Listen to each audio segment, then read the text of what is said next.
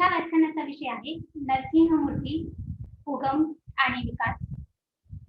या व्याख्यानाची मांडणी करणार आहेत आदरणीय श्री चैतन्य साठे सर. व्याख्यानात सुरुवात करण्याच्या अगोदर मी त्यांचा थोडक्यात परिचय देते. भारत विद्या अभ्यास शाखेत पदवीधारक आहेत. Infosys Foundation visiting research fellow, आजीव सभासद, भंडारकर प्राच्य विद्या संशोधन मंदिर पुणे. आपण राष्ट्रीय परिषदांमध्ये 10 शोध निबंधाचे वाचन केलेले आहे. तसेच अनेक नियतकालिकात आपले लेखन प्रकाशित आहे.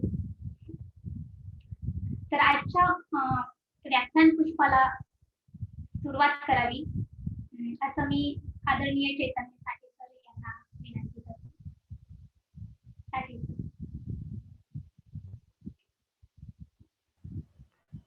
धन्यवाद मॅडम. मी सुरुवात करण्या अगोदर माझा फक्त आवाज येतोय ना? ठीक सर, येतोय. ठीक आहे. तर आजच्या व्याख्यानाला आपण सुरुवात करूयात.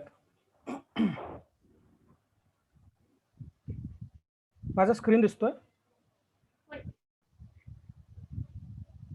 दिसतंय सर, दिसतंय. ठीक आहे, आपण सुरुवात करूयात आजच्या व्याख्यानाला. नमस्कार, मी चैतन्य साठे.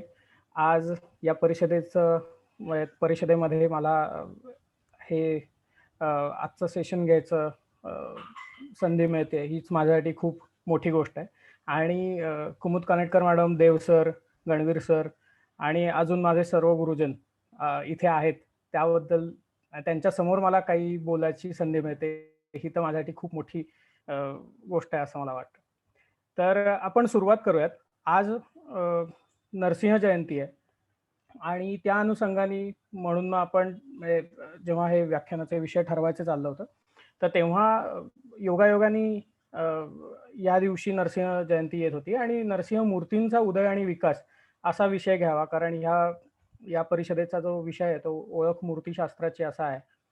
तर त्यामुळे तसा आपण घ्यावा असा एक विचार आला आणि त्यातून हा विषय आपण आज इथे मांडतो. तर नरसिंहाची गोष्ट साधारणतः आपल्याला माहिती आहे. त्याच्या मूर्ती बघायच्या अगोदर त्याचा नरसिंह अवताराची कथा आपण थोडक्यात बघूयात. आपल्याला ती माहिती आहे. विष्णूचे जे दशावतार आहेत त्याच्यापैकी नरसिंह हा चौथा अवतार मानला जातो आणि त्याचं नाव नरहरी असं आहे. नर म्हणजे माणूस आणि हरी हा प्राणी किंवा सिंह या अर्थी तो वापरला जातो. त्यामुळे नरदेहाचा पण सिंहमुखाचा आणि ज्याचे शस्त्र म्हणून त्याची स्वतःची तीक्ष्ण नखाग्र आहेत असा नरहरी म्हणजेच नरसिंह हा विष्णूचा अवतार मानला जातो. आपल्याला ती प्रल्हाद आणि हिरण्यकशिपूची कथा, पौराणिक कथा जी आहे ती आपल्याला माहिती आहे आणि साधारणतः त्या गोष्टीचा जो गाभा आहे तो अर्थातच परित्राणाय साधूनाम आणि विनाशायाच्या दुष्कृताम, हे जे वैष्णवांची जी महत्वाची आणि वैष्णवांची ही जी धार्मिक कल्पना आहे तो भक्तांचा उद्धार आणि दुष्कृतांचा नाश अशा परंपरेचं अनुसरण करणारीच ही कथा आहे असं आपल्याला दिसतं. तर ती थोडक्यात आपण बघायचं असेल तर दैत्यराज हिरण्यकशिपू याला ब्रह्म्याचं वरदान मिळालेलं आहे की घरात नाही, बाहेर नाही, दिवसा नाही, रात्री नाही, कुठल्याही लोकात म्हणजे भूलोक, स्वर्लोक, पाताळ किंवा कुठल्याही इतर लोकांमध्ये त्याचा मृत्यू होणार नाही. कुठल्याही शस्त्रांनी, मनुष्यानी अथवा प्राण्यांनी मृत्यू होऊ नये अशा प्रकारचं वरदान हे दैत्यराज हिरण्यकशिपू ब्रह्म्याकडनं मागतो. आणि अर्थातच ते मिळाल्यानंतर त्याची अशी समजूत होते की तो अमरत्व त्याला मिळालेला आहे आणि तो अनन्वित छळ सुरू करतो.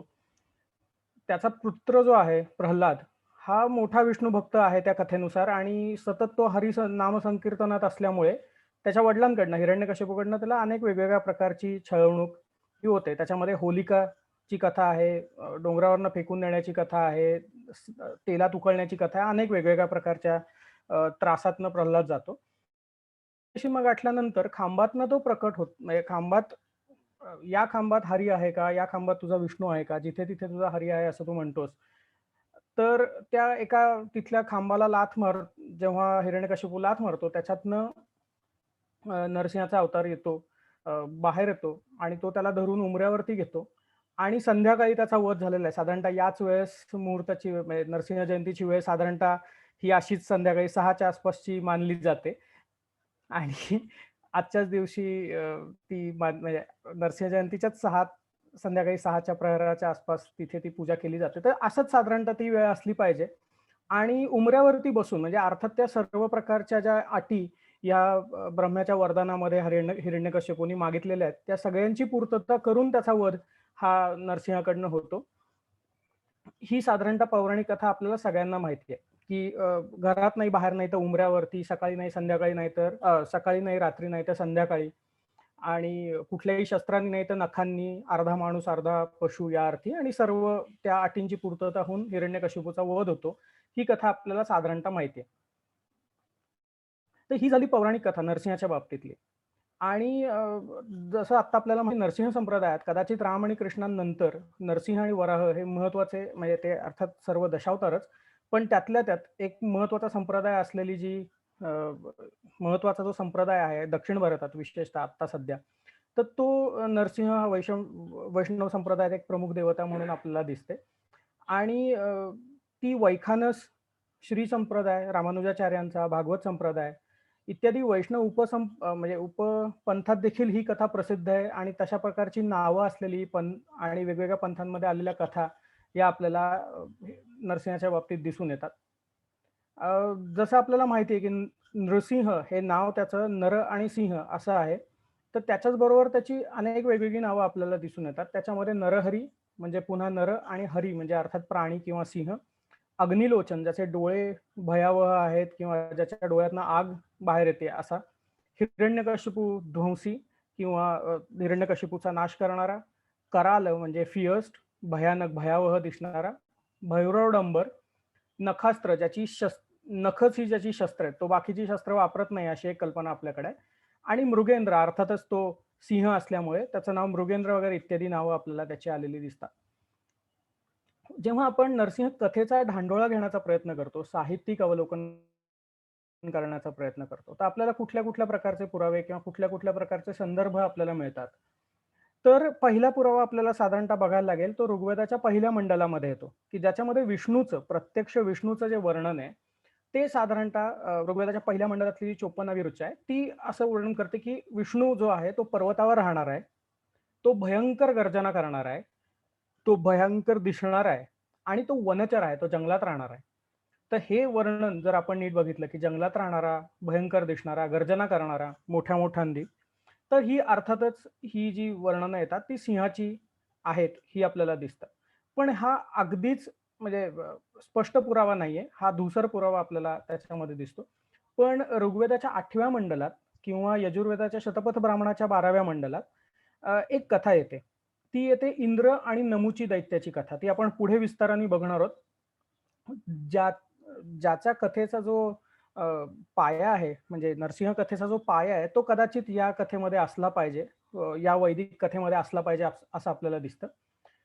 नरसिंह कथेचे किंवा नरसिंहाचे काही संदर्भ वाजसेनीय संहिते 10वं मंडल 34वी ऋचा, पंचविंशत ब्राह्मण 12.6.8 आणि तैत्तरीय ब्राह्मण 1.17.16 अशा वेगवेगळ्या वैदिक साहित्यामध्ये आलेली आपल्याला दिसतात. हे वैदिक साहित्य झालं, त्याच्यामध्ये नमुचीची कथा येते, पण स्पष्टपणे किंवा विष्णूचा संदर्भ हा सिंहासारखा गर्जना करणारा वगैरे म्हणून येतो, पण स्पष्टपणे तिथे काही नरसिंहाचा उल्लेख आपल्याला दिसत नाही. पण पुढे जेव्हा पौराणिक वाङ्मय आपण बघतो तर पौराणिक वाङ्मयामध्ये साधारणतः बहुतेक सर्व पुराणांमध्ये नावं ही नरसिंहाच्या कथात, म्हणजे नरसिंहाची कथा ही पौराणिक वाङ्मयात आपल्याला दिसते. साधारणतः जर ढोबळ मानेने बघितलं तर कमी अधिक प्रमाणात, जर ठोकळ कथा अशी जर घेतली तर थोड्या बहुत फरकानी साधारणतः 17 वेगवेगळे उपप्रकार, 17 व्हेरिएशन्स त्या कथेचे आपल्याला मिळतात. त्याच्यामध्ये अर्थातच विष्णू, भागवत ही महत्वाची पुराण आहेत. तर त्याच्याऐवजी ब्रह्मांड, लिंग, वायू, मत्स्य, कूर्म, पद्म, शिवस्कंद आणि विष्णू धर्मोत्तर अशी काही पुराण आहेत की ज्याच्यामध्ये ती कथा, नरसिंहाची कथा वारंवार येते. वाल्मिकी रामायणात देखील ही कथा आलेली आपल्याला दिसून येईल. Sir sorry to disturb you. आपण थोडं फुल स्क्रीन करा सर, याला स्लाइड शो मोड मध्ये घ्या स्लाइडला.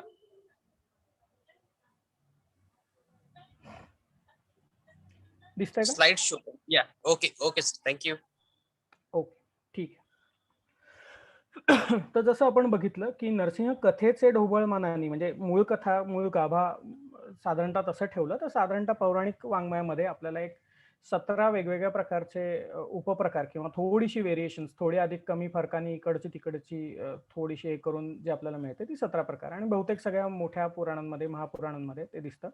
नरसिंहाला स्वतःचं एक उपपुराण आहे. साधारणतः इसवी सनाच्या 5व्या शतकात नरसिंह पुराण नावाचं एक पुराण आहे. ते उपपुराण आहे आणि त्याच्यामध्ये वेगवेगळ्या प्रकारच्या कथा ह्या आपल्याला दिसतात आणि ते एक उपपुराण नरसिंहाला दिलेलं आहे. त्यामुळे त्याच्यावरनं नरसिंहाचं महत्व काय, म्हणजे महत्व असावं असं आपल्याला दिसून येईल. त्याच्यानंतर एक मिनिट. आणि नरसिंहाला एक उपनिषदही दिलेलं आहे, जे अथर्ववेदाचं उपनिषद आहे. अथर्ववेदाची जी 31 उपनिषद आहेत त्याच्यापैकी एक आहे ते नरसिंह उपनिषद आहे. त्याला नरसिंह तापनीय उपनिषद म्हणतात. त्याची रचना साधारणतः इसवी सन 7व्या शतकाच्या आसपास झाली असली पाहिजे. तर वैदिक पुसटची, त्याच्यानंतर पौराणिक अगदी व्यवस्थित कथा आपल्याला मिळते आणि उपपुराण आणि उपनिषद ही नरसिंहाची आहेत असं आपल्याला दिसतं, साहित्याचा ढांडोळा जर आपण घेतला तर. तर आपण ती वैदिक नमुचीची कथा बघू. तर कदाचित नरसिंह कथेची जी मूळ कथा आहे ही वैदिक नमुची इंद्र कथा म्हणून येते. तर ती कथा थोडक्यात अशी आहे की वैदिक देवतांचा जो राजा आहे इंद्र आणि जो असुर राजा आहे नमुची, यांच्या देवासुर संग्रामानंतर एक शांततेचा करार झालेला आपल्याला तिथे दिसतो आणि इंद्राने नमुचीला मारायचं नाही असा तो करार आहे. आणि त्या कराराच्या अटी काय आहेत, तर नमुची ज्याप्रमाणे इंद्राकडे मागतो की मला हातानी किंवा बुक्कीनी किंवा मुष्टीनी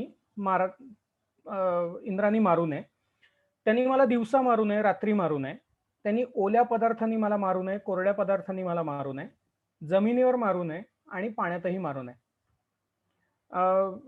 अर्थातच इंद्र ह्या अट मान्य करतो आणि मग त्याच्यामुळे मत्त झालेला जो नमुची आहे तो स्वर्लोकात जाऊन सोमरसाचं पान करतो. सोमरस ही त्या काळची कदाचित संपत्ती किंवा एक महत्वाचा ऍसेट असल्याचं आपल्याला दिसतं. तर सोमरस तो पान करायला लागलाय असं तिथे वर्णन येतं. तो स्वर्लोकीची संपत्ती भोगायला लागलाय असं तिथे वर्णन येतं. आणि त्याच्यानंतर नमुची देवतांना मिळणारं जे अन्न आहे, जो हवी आहे, जो सोम आहे, ह्याच्या बरोबर इंद्राची अर्धी शक्ती तो पळवून घेऊन जातो अशी वर्णनं त्याच्यामध्ये येतात. आणि मग आता ह्याचं पारिपत्य केलं पाहिजे. याचं पारिपत्य कसं करायचं, तर मग इंद्र, सरस्वती आणि अश्विन कुमार जे आहेत त्या अश्विनांना बरोबर घेऊन नमुचीला मारायचं ठरवतो. आणि तो संध्याकाळी, म्हणजे पुन्हा इथे जसं आहे तसं की दिवसा नाही, रात्री नाही, पाण्यात नाही, जमिनीवर नाही, ते समुद्र किनाऱ्यावरती. आणि ते आयुध म्हणजे जे ओलं नाही आणि जे कोरडंही नाही अशा शस्त्रापासून त्याला जर मारायचं आहे, तर असे तिथे वर्णन येतात की इंद्र समुद्र फेसाची एक सुरी किंवा समुद्र फेसाचा एक वज्रासारखा एक आयुध बनवतो आणि त्याच्या योगे नमुचीचा वध तिथे केलेला दाखवतो. तर ही वेदात येणारी कथा आहे. ही जर तुम्ही बघितलं असेल तर अशा प्रकारे ह्यानी मृत्यू नाही, त्यानी मृत्यू नाही, इथे ह्या प्रकाराने मृत्यू नाही, त्या प्रकाराने मृत्यू नाही, अशा ज्या कथा आहेत ह्या नंतरच्या काळात अनेक पुराणांमध्ये आपल्याला दिसतात. साधारणतः हिरण्यकश्यपूचं वरदान आणि नमुचीने मागितलेलं इंद्राकडचं वरदान याची सांगड जर आपण घातली तर साधारणतः अशा प्रकारची ही अगदी समान असल्याचं आपल्याला दिसून येईल. आणि त्याचा एक अजून महत्वाचा मटेरियल एव्हिडन्स, स्थायी एव्हिडन्स आपल्याला असा दिसतो की आंध्र प्रदेशात मंगलगिरी नावाचा एक नरसिंह स्थान आहे. तर तिथे पानगल नरसिंहाच्या स्थल पुराणामध्ये आपल्याला याची एक कथा असल्याची दिसते की तिथे त्या पानगलच्या नरसिंहाच्या, मंगलगिरीचं जे स्थल पुराण आहे तिथे आपल्याला असं दिसतं की इंद्र नमुचीची जी कथा आहे ती तिथे घडली असं त्यांचं म्हणणं आहे त्या स्थल पुराणानुसार. आणि त्या नमुचीच्या त्याच्यात अशी कथा येते की नमुचीनी ते सोमरसाचं पान केलंय, त्यामुळे त्याच्या शरीरामध्ये, त्याच्या रक्तामध्ये चांगले गुणही आहेत आणि वाईट गुणही आहेत. तर जेव्हा त्याचं रक्त खाली सांडतं तर त्याच्यातनं वाईट रक्त वाहून जातं आणि चांगलं रक्त त्याच्याकडे राहतं, अशी अशी साधारणतः ती कथा आहे. तर त्या सांडलेल्या रक्तापासून रक्तकुल्या नावाचा एक तलाव तिथे तयार झाला, अशी त्या स्थलपुराणाचं वर्णन आहे, असं तिथे दिसतं. म्हणजे खरं बघायला गेलं तर ते इंद्राचं पराक्रम, म्हणजे ह्या कथेमध्ये इंद्राचा पराक्रम आपल्याला दिसतो. पण मंगलगिरी, आंध्र प्रदेशातलं पानगल नरसिंहाचं जे स्थान आहे, जे नरसिंह स्थान आहे, तिथे मात्र ते स्थान नरसिंहाचं असल्याचं दिसतं. त्यामुळे वैदिक कथा इंद्रनमुचीची आणि त्याचा जो पुरावा आहे पुरातत्वशास्त्रीय, तो स्थलपुराणामध्ये किंवा साहित्यिक पुरावा जो आहे तो आपल्याला इथे दिसतो. तर साधारणतः ह्याचा संबंध कुठेतरी नरसिंह कथेशी असावा असं वाटतं, की जिथे जो खलपुरुष आहे, जो तो आपल्या जो नायक आहे त्याच्याकडे अशा प्रकारचं वरदान मागतो किंवा आणि अमरत्व घेऊन करता तो जेव्हा उन्मत्त होतो तेव्हा त्याचा वध केलेला आपल्याला दिसून येतो. त्याच्यानंतर अजून एक, म्हणजे हे तर झालं त्या वरदानाबद्दल आणि एकूणच सगळी जी परिस्थिती हिरण्यकशिपूच्या वधाबद्दल झाली ती. दुसरं एक महत्वाचं आहे की खांबात राहणारा यक्ष. साधारणतः तुम्हाला जर माहिती असेल, आपला जर यक्ष आणि या इतर उपदेवतांवरती जर अभ्यास असेल तर आपल्याला साधारणतः हे लक्षात येतं की वनात राहणारे यक्ष हे वनात राहतात, झाडावर राहतात किंवा झाडांमध्ये राहतात, झाडांच्या खोडामध्ये लाकडामध्ये राहतात, अशी एक प्राचीन काळी समजूत आहे असं आपल्याला दिसतं. ते क्षेत्रपाल असतात. त्याच्याविषयी म्हणजे खांबात राहणाऱ्या, लाकडी खांबात राहणाऱ्या एका यक्षाविषयीची एक कथा आपल्याला प्राचीन जैन आगम ग्रंथात सापडते. तिकडे अंतगड दासो नावाचा एक जैन ग्रंथ आहे. तर त्याच्यामध्ये एक राजगृह नावाचा एक, म्हणजे त्याच्यात ही एक कथा येते की लाकडाच्या यक्षमूर्ती पूर्वी बनत असाव्यात आणि त्या लाकडाच्या यक्षमूर्तींमध्ये खरोखरचे यक्ष हे म्हणजे स्पिरिट्स या अर्थी ते तिथे राहत असले पाहिजेत, अशी ती कथा त्याच्यामध्ये आलेली आहे. तर तो अंतगड दासो जो ग्रंथ आहे, जैन आगम ग्रंथ, तर त्याच्यामध्ये राजगृहात राहणाऱ्या एका उपासकाची आणि त्या लाकडी मूर्तीत राहणाऱ्या मुग्गर पाणी म्हणजे मुदगल पाणी, ज्याच्या हातामध्ये मुदगल आहे, अशा एका यक्षाची कथा त्याच्यामध्ये आहे. आणि त्या यक्षाची उपासना हा उपासक करतोय त्या राजगृहामध्ये, अशी ती कथा येते. आणि त्या उपासकावरती एकदा घोर संकट येतं आणि तो यक्षाचा धावा करतो आणि अशा पद्धतीने करतो की या लाकडी मूर्तीमध्ये राहणारा जो यक्ष आहे, तर माझ्यावर जे संकट आलंय ते तो हरण करू शकत नसेल तर तो खराच नाही, त्याचं अस्तित्वच नाही वगैरे, या अर्थी की तुझं अस्तित्व मला दाखव, नाहीतर तू याच्यात आहेस याचा मला विश्वास नाही.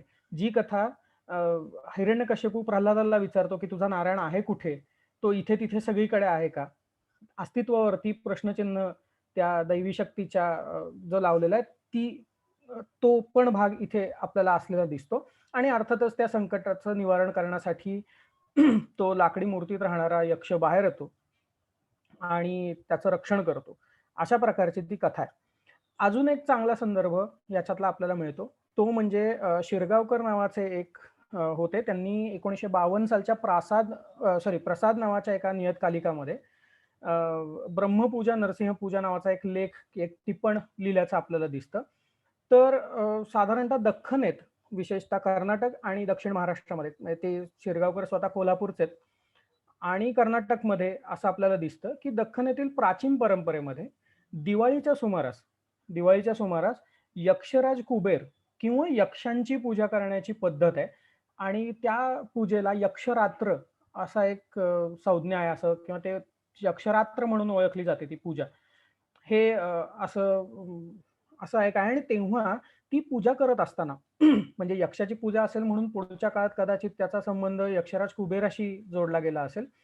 पण ती पूजा करत असताना घरातल्या एका कुठल्या तरी विशिष्ट खांबाला, पूर्वी तुम्हाला जर माहिती असेल तर घरामध्ये ज्या तुळ्यांना लागलेले लाकडी खांब असतील त्याच्यापैकी एक कुठला तरी खांब हा निश्चित केला जाईल आणि त्या खांबाला शेंद्री रंग दिला जाईल, कदाचित त्याला शेंदूर किंवा कुंकू किंवा काही अशा प्रकारची हे करून, आणि त्या जोत्यापाशी, त्या खांबाच्या जोत्यापाशी नरसिंहाचा टाक ठेवून पूजा केली जात असे, अशी एक टिप्पणी त्या शिरगावकरांच्या नोटमध्ये मला सापडली. तर ह्याचा अर्थ किंवा क्वचित प्रसंगी वाई किंवा या भागात राहणारे जे नरसिंह उपासक आहेत, ज्यांचा कुलदेव, ज्यांचा मूलदेव हा नरसिंह आहे, लाकडी उंबऱ्याची देखील पूजा करण्याची पद्धत त्यांच्याकडे आहे. तर नमुचीची कथा आणि खांबात राहणाऱ्या यक्ष ह्या उपदेवतांची किंवा लाकडात राहणाऱ्या, खांबात राहणाऱ्या अशा प्रकारच्या यक्षाची जी कल्पना आहे ती इथे कुठेतरी वापरली गेलेली असल्याची शक्यता आहे. म्हणजे राचिमढेऱ्यांच्या मतानुसार की यक्ष नरसिंह हा सिंहमुखी यक्ष असला पाहिजे सुरुवातीच्या काळात, तो लोकदेव असला पाहिजे आणि नंतर त्याचं देवताकरण जेव्हा पुढच्या काळात झालं तेव्हा त्या वैष्णव पॅन्थियॉनमध्ये, वैष्णव देवसभेमध्ये त्याचा समावेश झाला आणि नंतर तो वैष्णव काळामध्ये मोठा देव झालेला दिसतो असं आपल्याला दिसून येईल. आणि त्याचा हे दोन्ही म्हणजे कथेची भाग आणि याचं आपल्याला इथे दिसून येईल. तर नरसिंहाच्या जेव्हा सुरुवातीच्या प्रतिमा म्हणजे आता आपला विषय हा मूर्तिशास्त्र असा असल्यामुळे आपण आता मूर्तींकडे वळूयात. मूर्तींवरती आपण जोर देऊया. तर नरसिंहाच्या ज्या सुरुवातीच्या प्रतिमा आहेत त्याच्यापैकी जी पहिली किंवा ज्याला प्राचीनतम प्रतिमा आपल्याला म्हणता येईल ती आहे नरसिंहाची आंध्र प्रदेशातील कोंडामेटू इथे मिळालेली मूर्ती आहे. ही मूर्ती साधारणतः त्याची रचना अशी आहे की मध्ये एक सिंह बसलेला आपल्याला दिसून येईल आणि त्याच्या दोन्ही बाजूनी 5 पुरुष आकृती वेगवेगळ्या प्रकारचे आयुध घेऊन उभी आहेत. आणि ते कदाचित म्हणजे ते 5 विविध आयुध घेऊन ते उभे आहेत आणि मध्ये तो सिंह बसलेला आहे, ज्याला स्क्वॅटिंग पोझिशन म्हणतात. तशा पद्धतीने तो सिंह बसलाय आपल्याकडे बघून बघताना आणि त्याला मागे 2 मानवी हात आहेत, ज्याच्या एका हातामध्ये मुदगल आहे आणि एका हातामध्ये चक्र आहे. तर ही नरसिंहाची सर्वात प्राचीन प्रतिमा आहे आतापर्यंत सापडलेली असं आपल्याला म्हणता येईल. आणि हे जे पॅनल आहे हे आयडेंटिफाय केलंय तर त्याच्यामध्ये जे मागचे शिल्पपट जे आहे ते वृष्णी पंचवीर जे आहेत, वृष्णी जनांचे जे पंचवीर आहेत त्याच्यामध्ये वासुदेव, अनिरुद्ध, प्रद्युम्न, संकर्षण आणि सांब हे जे आपल्याला माहिती आहेत की जे वृष्णी जनांचे 5 वीर म्हणून मानले जातात तर ते हे 5 वीर आहेत असं आपल्याला दिसतं. आणि मध्ये नरसिंह ज्याच्या हातामध्ये चक्र आणि बाकीचे वैष्णव आयुध आहेत पण मध्ये तो प्राणी असलेला सिंह आहे आणि त्याला फक्त 2 मानवी हात आहेत. तर अभ्यासकांचं असं म्हणणं आहे की वृष्णीजन आणि सात्वत, भागवत सात्वत हे जे भागवत संप्रदाय किंवा भक्ती संप्रदायाचे जे लोक आहेत ते जे जन आहेत त्यांचं एकत्रीकरण कदाचित या काळात झालं असलं पाहिजे आणि तेव्हा ही अशा प्रकारची प्रतिमा तयार झाली असावी. पण इथे जर तुम्ही बघितलं तर त्याचा झूमॉर्फिक फॉर्म म्हणजे प्राणी आकृती ही अजून तरी तशीच आहे. आणि त्याच्यानंतरची म्हणजे ह्याच्या नंतरची लगेचची जी मूर्ती आहे ती आता सध्या फिलाडेल्फियाला आहे. ती मथुरा शैलीत असलेली एक मूर्ती आहे. साधारणतः 3ऱ्या-4थ्या शतकातली ही मूर्ती आहे. ती त्यानंतरची म्हणजे ह्या पटानंतरची एक मूर्ती आहे आणि ती आपण पुढे बघूयात. तर ही ती मूर्ती आहे. साधारणतः आपण बघितलं तर त्याच्या अंगावरती तलम वस्त्र आहे. त्याचे डोळे मोठे आहेत, जीभ बाहेर आहे. ह्याला 4 हात नाहीयेत, ह्याला 2च हात आहेत. पण हा पोट फाडताना आणि वीरासनात बसलेला आपल्याला दिसतो. ह्या सुरुवातीच्या प्रतिमा आणि त्याची आयाळही आपल्याला सुस्पष्टपणे दिसते. त्याच्या चेहऱ्यावरचे भावही उग्र असलेले आपल्याला दिसतात. तर ही जी आहे ही सध्या फिलाडेल्फियाच्या संग्रहालयामध्ये असल्याची आपल्याला कल्पना आहे. गुप्त काळात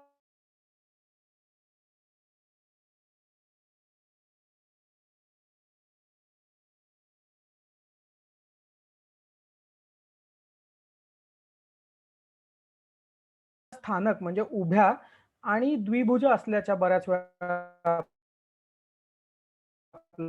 आपल्याला प्रतिमा मिळाल्या ज्याचे फोटो आपण पुढे बघू. तर मध्य प्रदेशातला जो एरण आहे किंवा तेगवा नावाच्या ठिकाणी आपल्याला काही प्रतिमा सापडल्या आहेत.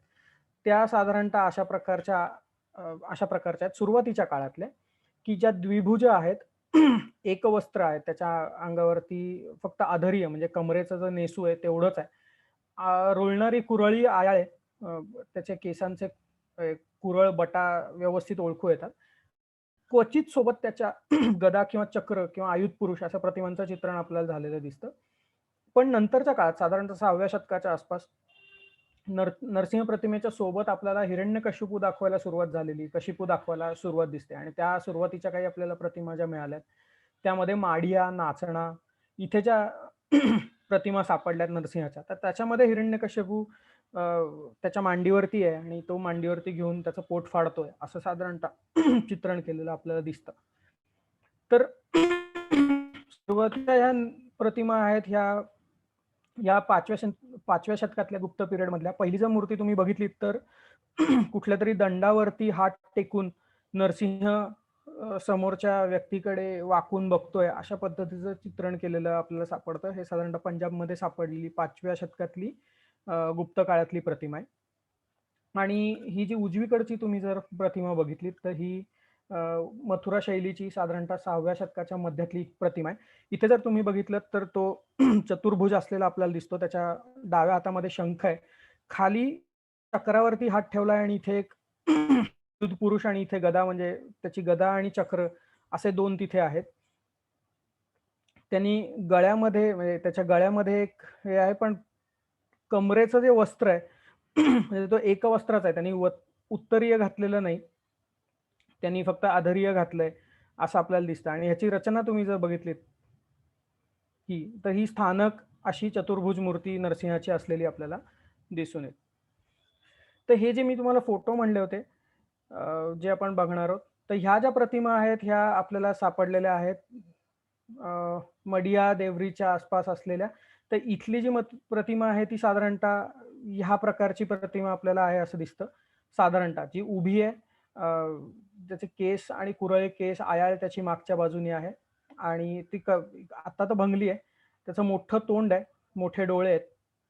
आणि ही जर प्रतिमा बघितली तर हिरण्यकश्यपू त्याच्या मांडीवरती त्यांनी दोन्ही हातांनी दाबून धरलाय मांडीवरती, अशा प्रकारचं चित्रण केलेलं आपल्याला दिसतं.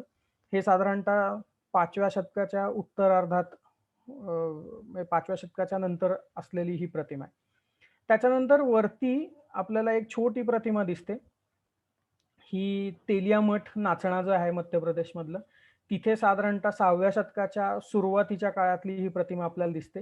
इथे पुन्हा 4 हातांचा नरसिंह आणि इथे तो हिरण्यकशिपूला दाबतोय अशा प्रकारचं चित्रण आपल्याला दिसतं. हिरण्यकशिपूच्या हातामध्ये शस्त्र दाखवण्यात आलंय आणि इथे त्यांनी चपटदान किंवा उगारलेला हात आहे आणि एका हाताने तो हिरण्यकशिपूला दाबतोय अशी छोटी प्रतिमा असलेली आपल्याला दिसून येते. ही प्रतिमा पुन्हा तशीच आहे.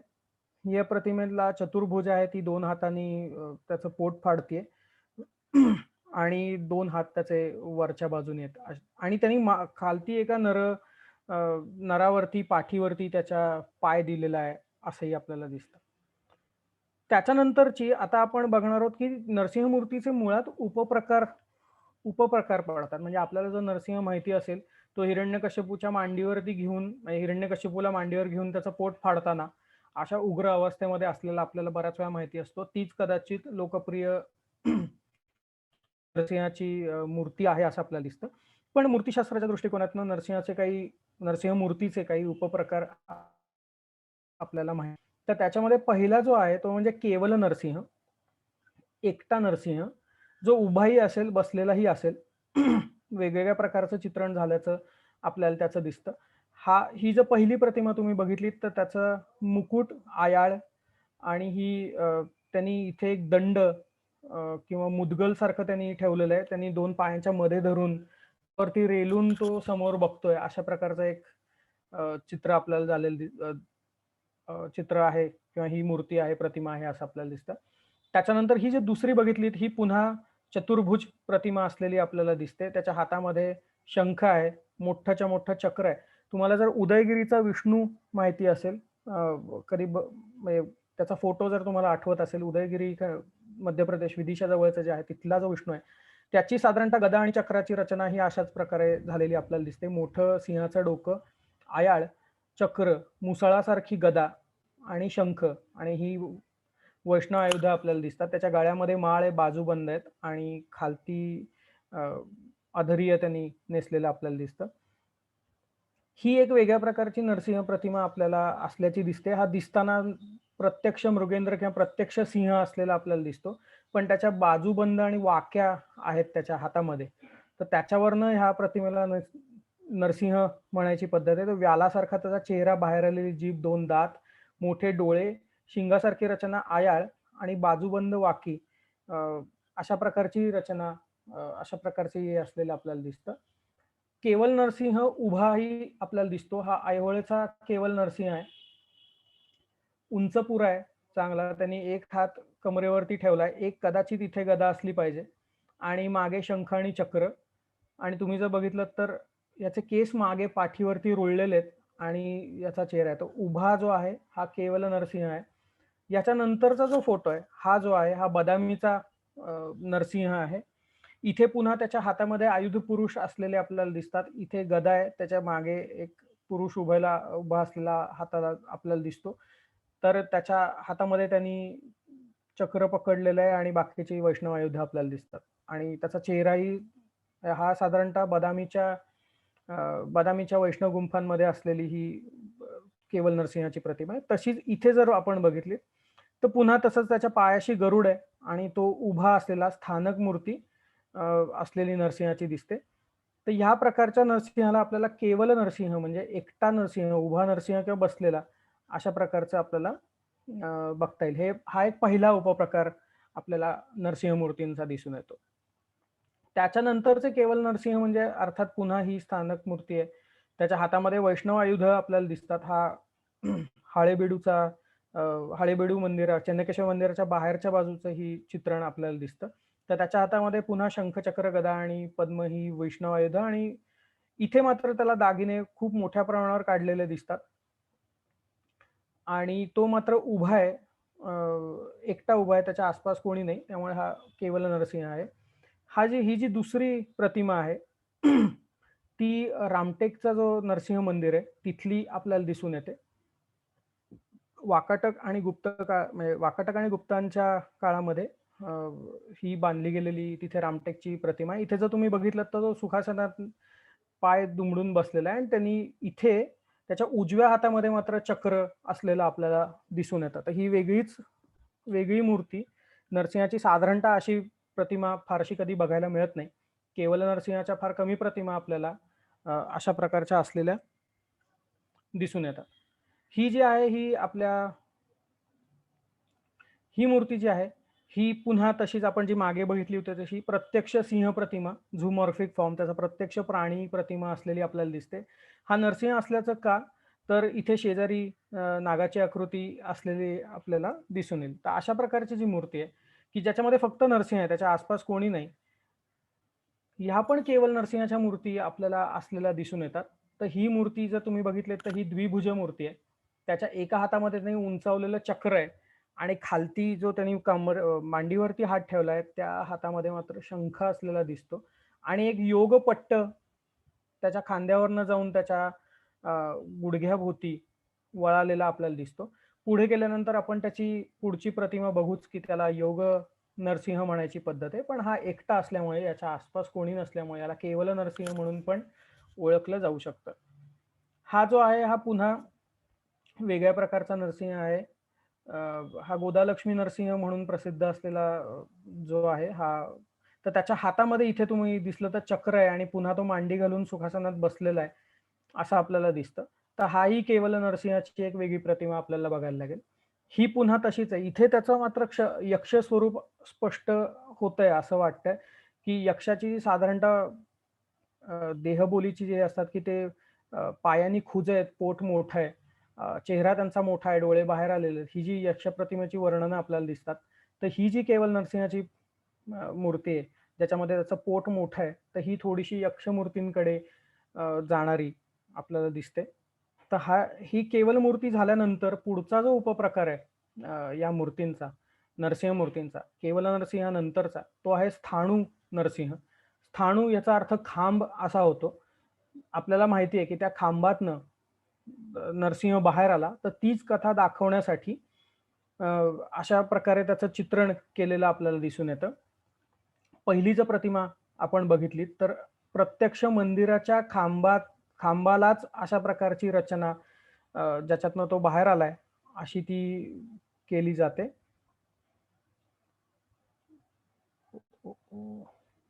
ओके, हा खांब फाडून तो बाहेर येतोय दोन्ही हातांनी. जर तुम्ही त्याच्या दोन्ही हात बघितलेत तर दोन्ही हातांनी तो खांब फाडून बाहेर येतोय आणि त्याच्या दोन्ही मागच्या हातामध्ये शंख आणि चक्र हे आहेत, हे आपल्याला लक्षात येईल. तर ह्या प्रकारच्या ज्या मूर्ती आहेत त्याला स्थाणू म्हणतात. ह्याचा दुसरा प्रकार हा आपल्याला इथे दिसून येतो. पुन्हा चतुर्भुज नरसिंह जो आहे त्याचा पाय जर तुम्ही बघितलं तर अर्धा तुटलेला खांबातनं तो वर आलाय, अशा पद्धतीचं चित्रण इथे त्यांनी केलेलं आहे. तर इथे अभयमुद्रा, वरदमुद्रा, शंखचक्र ही वैष्णव आयुध आणि बाकीचं तो खांबातनं अर्धा वर आलाय, त्यामुळे त्याला स्थाणू नरसिंह म्हणायची पद्धत. त्याच्यानंतरची जी उपमूर्ती आहे ती म्हणजे वीरमूर्ती, उग्रमूर्ती किंवा आलीढ मूर्ती. तर ह्याच्यामध्ये हिरण्यकश्यपूचं पोट न फाडता हिरण्यकश्यपूशी कुस्ती खेळताना, हिरण्यकश्यपूशी लढताना, त्याच्याशी युद्ध करताना, प्रत्यक्ष मल्लयुद्ध करताना नरसिंह आपल्याला दिसतो. अतिशय सुंदर प्रकारे नरसिंह आणि हिरण्यकश्यपूची जी युद्ध आहेत, जे मल्लयुद्ध आहे त्याचं चित्रण आपल्याला अनेक ठिकाणी दिसतं. तर हे जे आहे वेरूळच्या लेण्यांच्या तिथलं चित्र आहे. तर तुम्ही जर बघितलं तर ह्याच्यामध्ये इथे हिरण्यकश्यपू आहे डावीकडे, त्याला एका हाताने तो नरसिंहाकडे बघतोय आणि नरसिंह चतुर्भुज आहे. त्यांनी आणि त्यांची लढाई, त्यांचं मल्लयुद्ध इथे चाललंय असं दिसतं. दुसरा जर फोटो बघितला तर त्याच्यात त्याचा जो डावा हात तो नरसिंहाने आपल्या डाव्या हाताने पकडलेला आहे, त्याला तो खाली दाबून धरलेला आहे. आणि उजवा जो नरसिंहाचा हात आहे तो चपेटदान म्हणजे तो पंजा मारण्यासाठी त्यांनी तो उगारलेला आहे आणि त्यांचं युद्ध भयावह चाललेलं आहे, अशा अर्थीची ही प्रतिमा आपल्याला दिसून येईल. तशीच प्रतिमा आपल्याला वेरूळच्या दशावतार लेण्यांमध्येही दिसेल की ज्याच्यामध्ये हिरण्यकश्यपू आणि बहुभुज नरसिंह जो आहे ते एकमेकांची युद्ध करताना, इथे जर तुम्ही बघितलं तर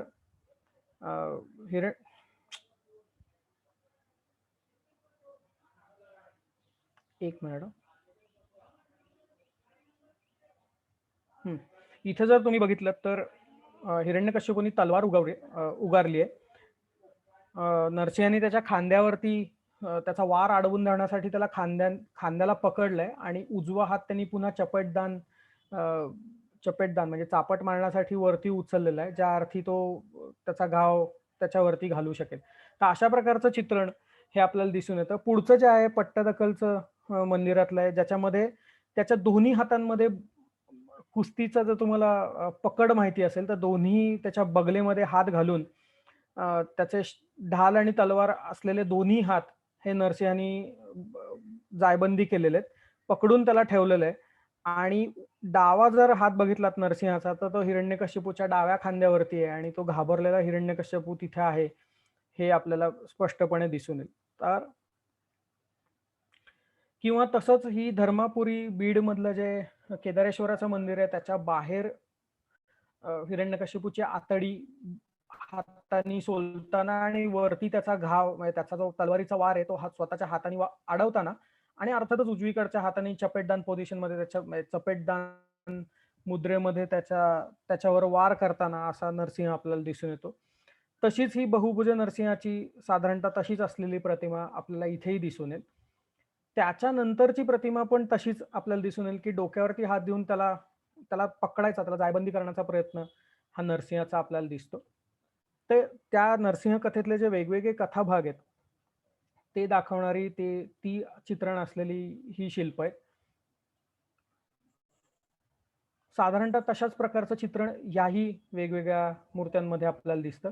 इथे हिरण्यकश्यपू आणि नरसिंह यांची समोरासमोर चालत असलेलं युद्ध इथे दिसतं. इथेही साधारणतः हिरण्यकश्यपूच्या अंगावरती धावून जाणारा आणि त्याला जायबंदी करून पकडून ठेवणारा, ज्याप्रमाणे सिंह श्वापद पकडतो ती कल्पना साधारणतः इथे कुठेतरी हिरण्यकश्यपू आणि या युद्धामध्ये ती असावी असं असावं असे आपल्याला दिसून येतं. त्याच्यानंतर ह्या ज्या दोन प्रतिमा आहेत या पुन्हा दोन्ही स्थाणू आणि वीर किंवा स्थाणू आणि वीर अशा दोन्ही नरसिंहाचे उपप्रकार दाखवणारे आहेत असं आपल्याला दिसतं. इथे जर तुम्हाला कालांतकाची मूर्ती तुम्हाला जर माहिती असेल शिवाची, की यमाला मारण्यासाठी शिवलिंगातनं बाहेर येणारा शिव आणि यमाला लाथ मारणारा शिव, तर ती जर कालांतकाची मूर्ती तुम्हाला माहिती असेल तर साधारणतः त्याच प्रकारचं चित्रण इथे आपल्याला केलेलं दिसतं. खाली जर बघितलं तर दोन भागात भंगलेला जो खांब आहे तो, त्याच्यातनं वर येणारा बहुभुज नरसिंह त्यांनी एका हाताने जटा हिरण्यकश्यपूची पकडली आहे, एका हाताने त्याचा गळा पकडलाय आणि डाव्या पायाच्या लाथेनी तो हिरण्यकश्यपूच्या छातीवरती प्रहार करतोय आणि खालती हिरण्यकश्यपूचा जो पाय आहे तो त्या खांबाला लाथ मारण्यासाठी उचलला गेलाय आणि छोटा प्रल्हाद जो आहे तो खांबाच्या आणि नरसिंहाच्या मागच्या बाजूला दाखवण्यात आलेला आहे. अर्थात त्याचा मुकुटही खाली पडताना आपल्याला डावीकडे उजवीकडे कोपऱ्यामध्ये दिसून येईल. तशाच प्रकारचं चित्रण, साधारणतः तशाच प्रकारचं चित्रण आपल्याला दुसऱ्या फोटोमध्ये, जो पुढचा फोटो आहे त्याच्यामध्ये झालेलं दिसून येईल, की अर्धा नरसिंह हा खांबात आहे, तो अर्धा खांबातनं वर आलाय. हिरण्यकश्यपू त्याला लाथ मारतोय, मागे प्रल्हाद उभा आहे, हिरण्यकश्यपूने तलवार उचललेली आहे आणि त्या अर्ध्या खांबातनं नरसिंह वर येतोय. अशा प्रकारचं चित्रण केलेलं आपल्याला इथे दिसून येईल. त्याच्यानंतरचा जो उपप्रकार आहे तो म्हणजे विदारण. विदारण नरसिंह जो प्रत्यक्ष आणि सर्वात लोकप्रिय असलेला नरसिंहाची जी प्रतिमा आहे ती आहे. ही आपल्याला बहुतेक सगळ्यांना माहिती असलेली प्रतिमा आहे. मांडीवरती घेतलेला हिरण्यकशिपू आणि नखांनी त्याचा तो पोट फाडतोय आणि त्याच्यातनं आतड्या तो बाहेर काढतोय. अशा प्रकारचं ते जे हिरण्यकशिपू वधाचं प्रत्यक्ष जे चित्रण आहे ते आपल्याला इथे झालेलं दिसून येतं. हे पहिली जी मूर्ती ती साधारणतः मध्य भारतातली 12व्या शतकातली मूर्ती आहे. इथे पण त्यांनी एक पाय वर एक पाय खाली आणि मांडीवरती धरून हिरण्यकशिपूला तो फाडतोय. पुढचं जे चित्रण आहे त्याच्यात विशेष काय आहे तर त्याच्या आतड्यांच्या माळ्या, त्याच्या आतड्यांचा हार करून वरच्या दोन्ही हातांनी नरसिंह आपल्या गळ्यामध्ये घालतोय. अशा प्रकारचं चित्रण ते आपल्याला दिसतं, की 2 हातांनी तो पोट फाडतोय आणि 2 हातांनी त्या आतड्याच्या माळा करून आतड्याचा हार करून तो स्वतःच्या गळ्यामध्ये वरती घालतोय. अशा प्रकारचं चित्रण, भयंकर चित्रण हे आपल्याला इथे दिसतं. आणि मग त्याच्या बाकीच्या हातांमध्ये वेगवेगळ्या प्रकारची शस्त्र असलेली आपल्याला दिसून येतात. अशाच प्रकारचं हे चित्रण बहुभुज नरसिंहाचं, त्यांनी हिरण्यकश्यपूला मांडीवरती घेऊन तो त्याचं पोट फाडतोय. अशा प्रकारचं चित्रण विदारण नरसिंह प्रकारच्या उपप्रकारात आपल्याला दिसून येतं. साधारणतः अशाच प्रकारची चित्रणं आपल्याला विदारण नरसिंहाची दिसतात. आणि जसं म्हणल्याप्रमाणे की हे खूप लोकप्रिय असलेलं आणि रादर नरसिंहाचं दाखवलं गेलेलं हेच चित्रण आपल्याला बऱ्याच वेळा माहिती असलेलं जे चित्रण आहे. ह्याच्या पुढचा जो उपप्रकार आहे विदारण नंतरचा तो आहे योग नरसिंह. आपल्याला जर माहिती असेल की योग, भोग अशा वेगवेगळ्या प्रकारच्या कारणासाठी की भक्ताला काय हवंय याच्यानुसार मूर्त्या बनवल्या जातात. त्याप्रमाणे त्या उपास्य देवतेकडे आपल्याला जे मागायचंय ते मागितलं जातं. तर योग नरसिंहाची मूर्ती ही योग आणि योगशास्त्र या संदर्भातली आहे असं आपल्याला दिसून येतं. योग नरसिंहाची जी मूर्ती आहे ती ओळखायची असल्यास त्याचे दोन्ही खालचे हात, नरसिंहाचे जे दोन्ही खालचे हात आहेत त्यांनी पायाची मांडी थोडीशी वरच्या बाजूनी केलेली असते. तिथे त्याला एक योग पट्ट बांधलेला असतो. ही जर पट्टी तुम्ही बघितलीत इथे किंवा इथे तर त्याला योगपट्ट म्हणायची पद्धत आहे. तर ती योगपट्ट त्याच्या दोन्ही पायांच्या भोवती असलेलं आपल्याला दिसतं. त्यांनी दोन्ही हात खाली अतिशय आरामात सोडलेले आपल्याला दिसतात आणि मागच्या 2 हातांमध्ये अर्थातच वैष्णव आयुध, शंखचक्र असलेली आपल्याला दिसून येतात. हा जो आहे हा विजयनगरचा योग नरसिंह आहे. याला लक्ष्मी नरसिंह म्हणायची ही पद्धत आहे. तर दोन्ही प्रकारे म्हणजे योग नरसिंह आणि त्याच्यामध्ये नंतरच्या काळामध्ये लक्ष्मी देखील त्याच्या मांडीवर बसलेली आपल्याला दिसून येते. तर ही काही योग नरसिंहाच्या ज्या मूर्ती आहेत ह्या आपल्याला इथे दिसून येतात, की ज्याच्यामध्ये पुन्हा 2 हात त्यांनी गुडघ्यावरनं खाली सोडलेत. त्याचा जो योगपट्ट आहे तो प्रत्येक मूर्तीमध्ये अतिशय स्पष्टपणे दिसून येतो आणि मागच्या 2 हातांमध्ये अर्थातच शंख आणि चक्र असलेली आपल्याला दिसून येतात. तर ह्या प्रकारचा जो उपमूर्ती आहे याला योग नरसिंह असं म्हणायची पद्धत आहे. ह्याच्या नंतरचा जो महत्वाचा प्रकार येतो, यानंतरचा जो उपप्रकार आहे तो आहे लक्ष्मी नरसिंह. तर लक्ष्मी नरसिंह म्हणजे विष्णुपत्नी लक्ष्मी हीच नरसिंहाची शक्ती असलेली आणि ती त्याच्या डाव्या मांडीवर बसलेली दाखवलेली जाते. ती म्हणजे ही भोगमूर्ती, जशी ती मागे आपण बघितली ती योगमूर्ती होती, तर ही भोगमूर्ती लक्ष्मीसोबत असलेला नरसिंह हा भौतिक सुख म्हणजे भौतिक सुखासाठी त्याची पूजा केली जाते असं अशी मान्यता असल्यामुळे त्याच्याबरोबर लक्ष्मी ही दाखवली जाते. तर नरसिंहाच्या डाव्या मांडीवरती बसलेली लक्ष्मी आणि बाकीची आयुध धारण केलेला नरसिंह. इथे मात्र त्याच्या पायाशी प्रल्हाद, गरुड असे हे दाखवले जातात. इथे मात्र त्याला हिरण्यकश्यपू इथे दाखवला जात नाही. तसाच तो योग नरसिंहाच्या याच्यातही तो दाखवला जात नाही.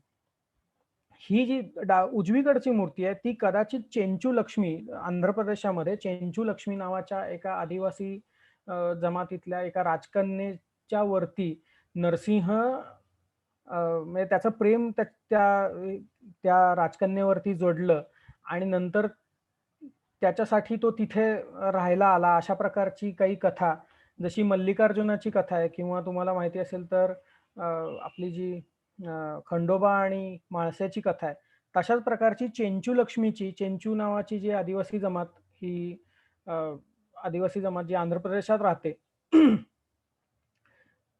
तर त्याचं चित्रण कदाचित करणारं, म्हणजे एवढा उग्र जो देव आहे तोही प्रियकराच्या रूपामध्ये तिच्या हनवटीला स्पर्श करतोय, अशा प्रकारची जी आहे ही पुन्हा लक्ष्मी नरसिंह म्हणूनच ती ओळखली जाते ही मूर्ती.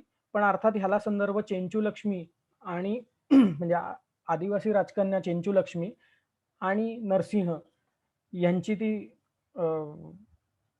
काय म्हणतात त्याला, यांची प्रेमकथा दाखवणारी ती मूर्ती आहे असं आपल्याला दिसतं. याच्या नंतरची एक मूर्ती आहे ती म्हणजे यानक नरसिंह. यानक म्हणजे कुठल्या तरी यानावरती बसून, अर्थातच विष्णू वाहन गरुड हेच नरसिंहाचं देखील वाहन असल्यामुळे आपल्याला तशा प्रकारची मूर्ती झालेली दिसते. याला वेगवेगळ्या प्रकारच्या कॉम्बिनेशन्स आपल्याला दिसून येतात. एक म्हणजे प्रत्यक्ष एकटा नरसिंह जो गरुडावरती उभा आहे आणि गरुडानी पंख पसरून गरुड उडतोय, अशा प्रकारची. किंवा मग लक्ष्मी नरसिंह इथे जसा दिसतोय तसा, की लक्ष्मी नरसिंह आणि खालती त्यांच्या गरुड, अशा प्रकारची यानक नरसिंहाची मूर्ती देखील आपल्याला असलेली दिसून येते. त्याच्यानंतरचं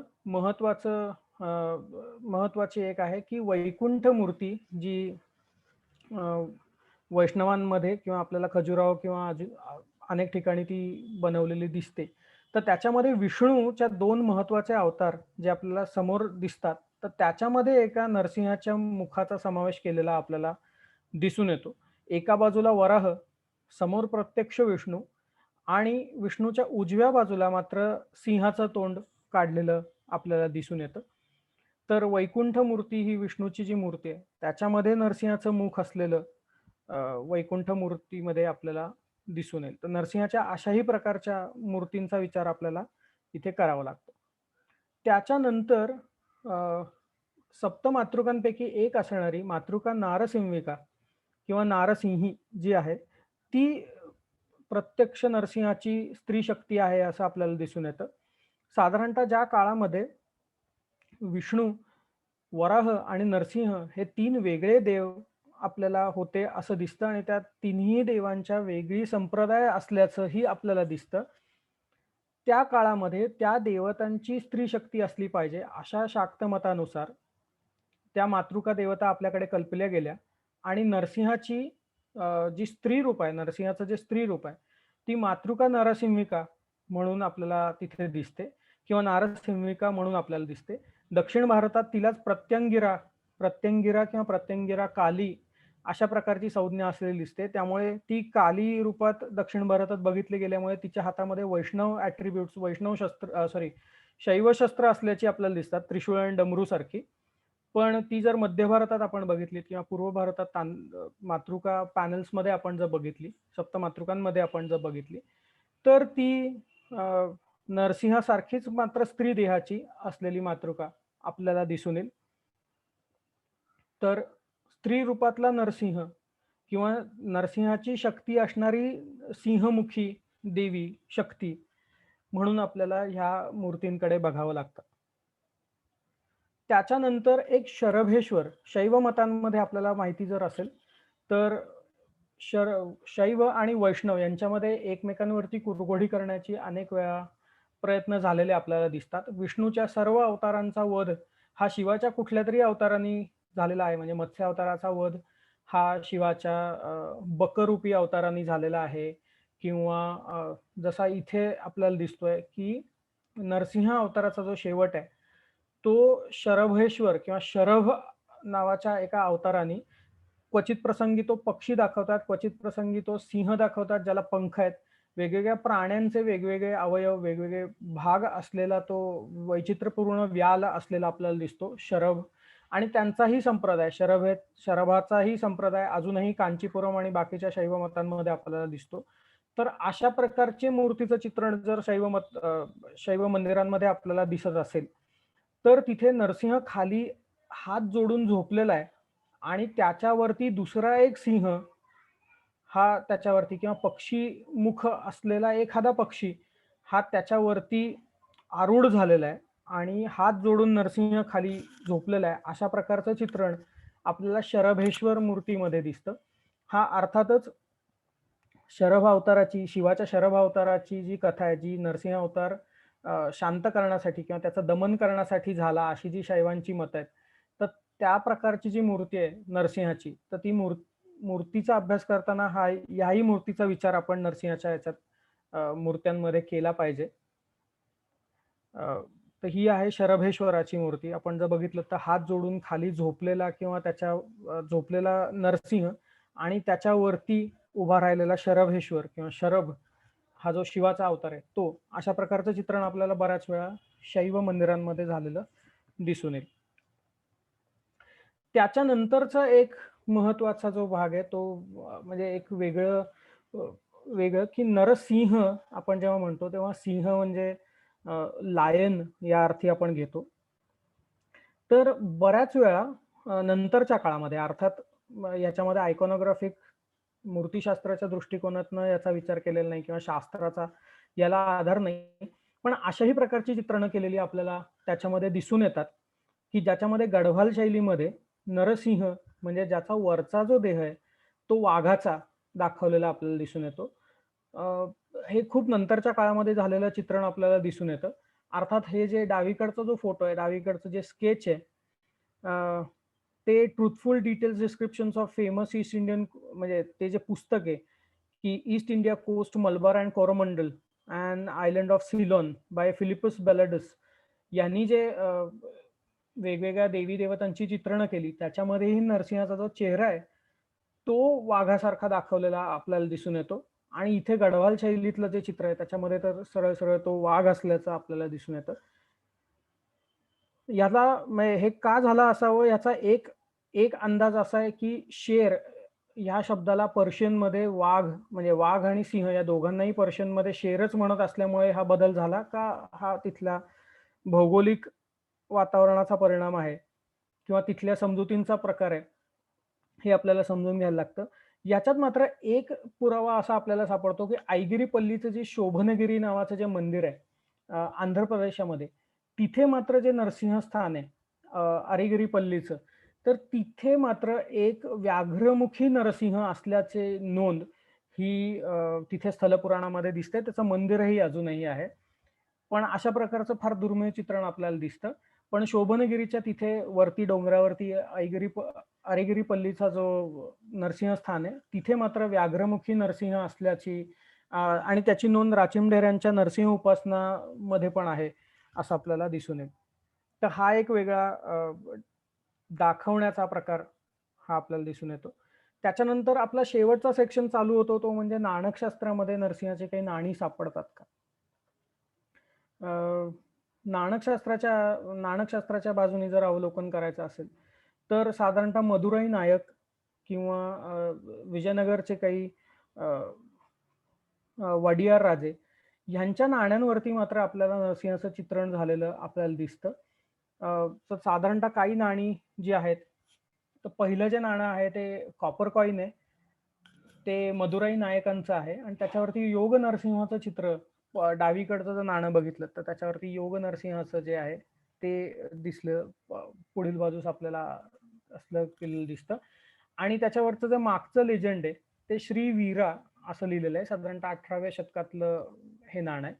त्याच्यानंतर इकडचं जर बघितलं नोलंबा डायनेस्टीचं जे सोन्याचं कॉइन आहे, तर तिथेही नरसिंहाचं चित्रण झालेलं आपल्याला दिसतं. रुद्र नरसिंह नावाचा जो राजा आहे त्याचा एक कॉपर कॉइन आहे, तिथेही नरसिंहाचं चित्रण झालेलं आपल्याला दिसतं. हे गोल्ड फनाम नावाचं कृष्ण राजा वडियारचं म्हणजे वडियारचा जो कृष्णराजा आहे त्याचं जे चित्र आहे त्याच्यावरतीही नरसिंह आपल्याला असलेला दिसतो. पुन्हा रुद्रनरसिंहाचा एक सोन्याचं नाणं आहे नायक राजांचं, तेही आपल्याला सोन्याचं असलेलं आपल्याला दिसून येईल. त्याच्यानंतर 12व्या आणि 13व्या शतकात जे गोल्ड फेनम्स आहेत होयसळ राजांच्या काळामधले, तर त्याच्यावरती सिंह किंवा शार्दूल दाखवण्याची पद्धत होती एका बाजूनी, आणि दुसऱ्या बाजूनी नरसिंह दाखवण्याची. तर ही वरची जी कॉइन्स आहेत त्याच्यावरती जी रेअर रिव्हर्स साइड आहे नाण्यांची, तर त्याच्यावरती आपल्याला नरसिंह असलेला दिसून येतो. हे 17व्या शतकातलं सोन्याचं नाणं आहे, त्याच्यावरती प्रत्यक्ष सिंह जो आपण मागे बघितला होता 4 पायांवरती बसलेला स्क्वॅटिंग लायन, जे आपण बघितलं होतं की झूमॉर्फिक चित्रण आहे नरसिंहाचं. किंवा हे म्हैसूरचा जो किंग आहे नसराजा वडियार, कांथियारवरा नसराजा वडियार, तर त्याचं हे नाणं आहे. तर त्याच्यावरतीही त्यांनी योग नरसिंहाचं चित्र काढलेलं आपल्याला दिसून येतं. आणि तशीच लक्ष्मी नरसिंहाची आणि बाकीची जी आहेत ती पण नाणी आपल्याला याच्यामध्ये दिसून येतात. तर जेव्हा आपण म्हणजे राचिमडेरांचं असं म्हणणं आहे की नरसिंह हा जो देव आहे हा चेंचू नावाच्या काही आदिवासी जमातींचा देव असावा, आणि त्याच्यानंतर तो देवत्व त्याला प्राप्त झालेला असावा. आणि बहुतेक भारतात नरसिंहाची मंदिरं तर सगळीकडे आढळतात. तो सिंहमुखी यक्ष असावा. मध्ययुगातल्या मराठी कवींनी तर त्याला 52 वीर जे आहेत त्याच्यामध्ये त्यांना त्याचा नरसिंहाचा समावेश केलेला आपल्याला दिसून येतो. त्याला भूतगणांचा अधिपती, मातृकागणांचा संचालक अशाही प्रकारे त्याचं चित्रण झालेलं आपल्याला दिसून येतं. तर हा तर मोठा म्हणजे पुढचा अभ्यासाचा विषय आहेच आहे, पण आयकॉनोग्राफी मूर्तीशास्त्राच्या दृष्टिकोनातनं आपल्याला नरसिंह आणि नरसिंहाच्या संबंधातल्या ज्या बाकीच्या, जसं की नारसिंह असेल किंवा शरभ असेल, की ज्याचा प्रत्यक्ष नरसिंह मूर्तीशी तसा संबंध नाहीये, किंवा नाणी असतील की जी मूर्ती म्हणून नाही पण एक सिम्बॉल म्हणून आपण त्याचा अभ्यास करावा आणि त्याच्यावरती अजून संशोधन व्हावं, असं या नोटवरती आपण इथे थांबूयात. मी प्रश्न विचारण्यासाठी फोरम ओपन करतो. ज्यांना कोणाला प्रश्न विचारायचे असतील त्यांनी हँड रेज करावा, म्हणजे आपल्याला प्रश्न विचारणे सोपे जाईल.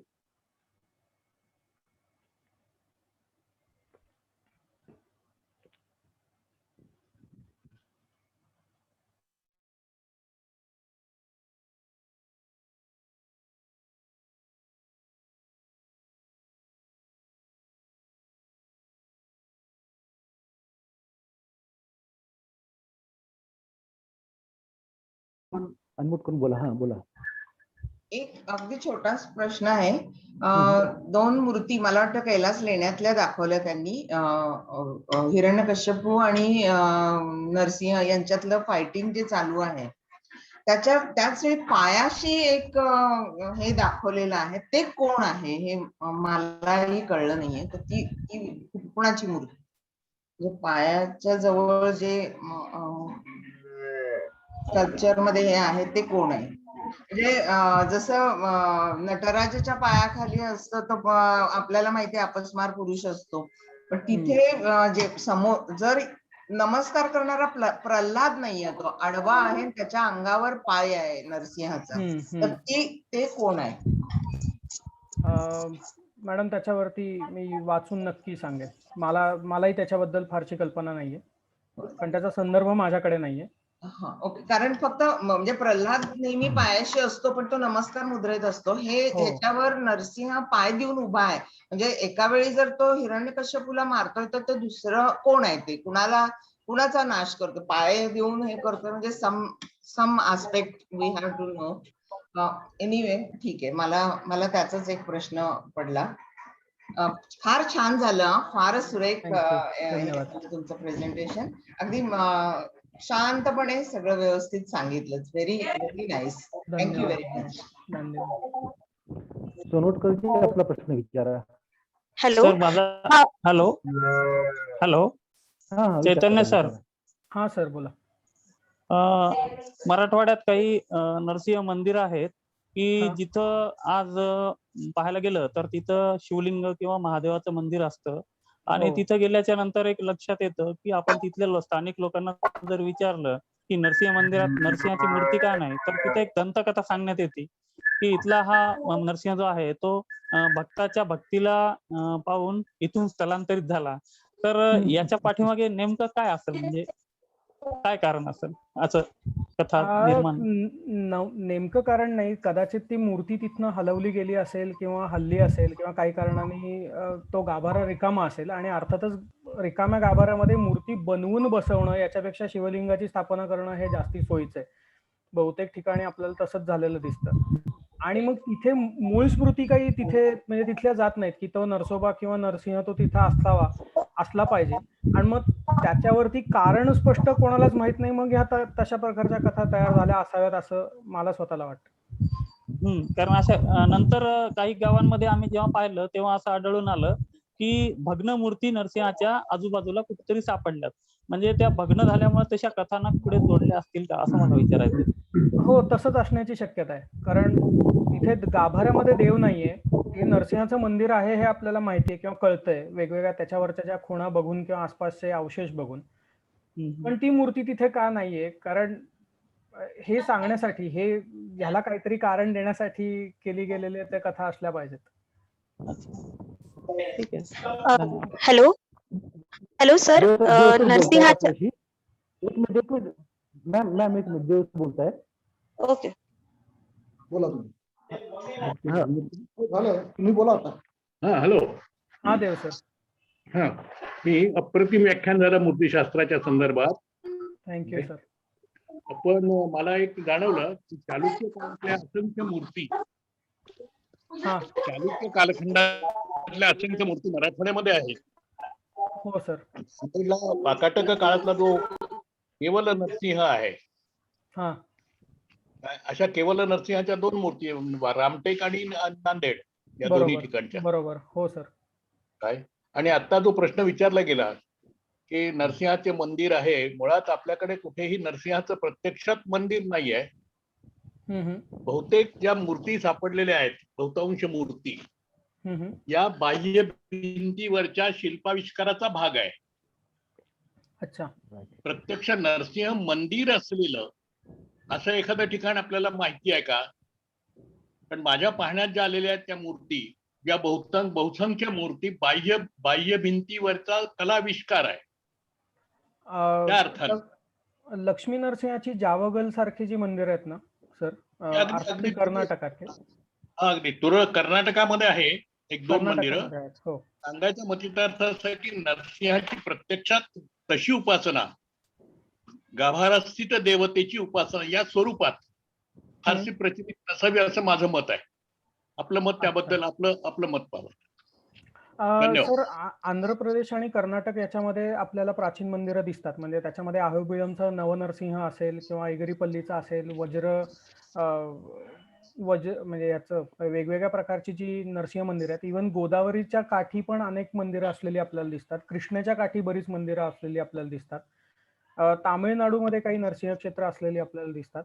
अर्थात ती प्राचीन कितपत आहेत याच्याबद्दल, पण होयसळ काळातली पर्यंत, म्हणजे होयसळ वाकाटकांच्या काळातली किंवा त्याच्याही आधीची यादव काळातली, विजयनगर काळातली तर आपल्याकडे आहेत. म्हणजे सर याची जर लिस्ट हवी असेल तर मला वाटतं राचिम ढेऱ्यांनी ती नरसिंह उपासनामध्ये दिलेली आहे सगळी. आणि त्याचं प्राचीनत्व साधारणतः त्यांनी म्हणजे वेगवेगळ्या राजकारणातल्या याच्यानुसार केलेलं आहे. ओके. मानसी मॅम. हॅलो. हा, आवाज येतोय का माझा? हा मॅम बोला. हो, येतोय मॅडम. हा, मला विचारायचं होतं की माझ्या आईकडे म्हणजे आईच्या माहेरी नरसिंह हे कुलदैवत आहे. तर हे कुलदैवत म्हणजे इतकं उग्र कुलदैवत असण्याचा उगम कसा सुरू झाला, किंवा त्याच्या मागचं काही विवेचन आहे का, काही करता येईल का? कुलदैवत आहे, आईची माहेरची कुलदैवता नरसिंह आहे. तर हा माहेरचं म्हणजे माहेरचे देशस्थ ऋग्वेदी आहेत आई, तर ते त्यांचं ते कुलदैवत आहे. तर त्याचा कुलदैवत इतकं उग्र कुलदैवत असण्याचा उगम कसा सुरू झाला, याच्याबद्दल काही माहिती आहे का? देव सर, तुम्ही काहीतरी सांगत होतात.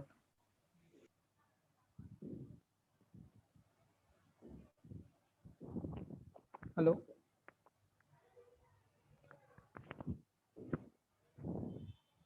अच्छा, तर कुलदैवताचा जो हा म्हणजे हा जो लोक हा देवसक होस्ट झालेले आहेत, बोलतील ते आता.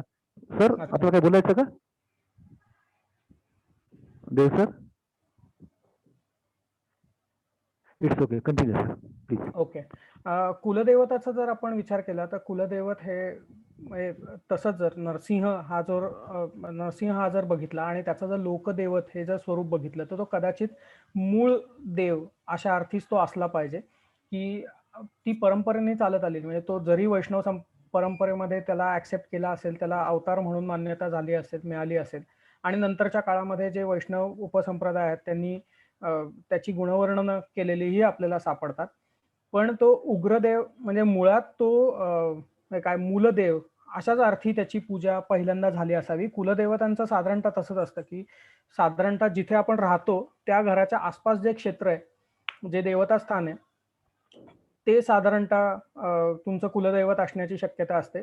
आणि त्याच्यानंतर अर्थात नंतरच्या काळामध्ये जी स्थलांतरं होतात त्या काळानुसार, त्यामुळे तुम्हाला ते बघायला लागेल की तुमचं जे पूर्वीचं जे मूळ गाव आहे त्याच्या आसपास असलेली काही नरसिंह क्षेत्र तिथे होती का, कारण साधारणतः तसंच म्हणजे तशाच प्रकारची कुलदैवत आणि कुलदैवता आपल्याला असलेली आपल्याला दिसते. भागवत सर अनम्यूट करा आणि बोला.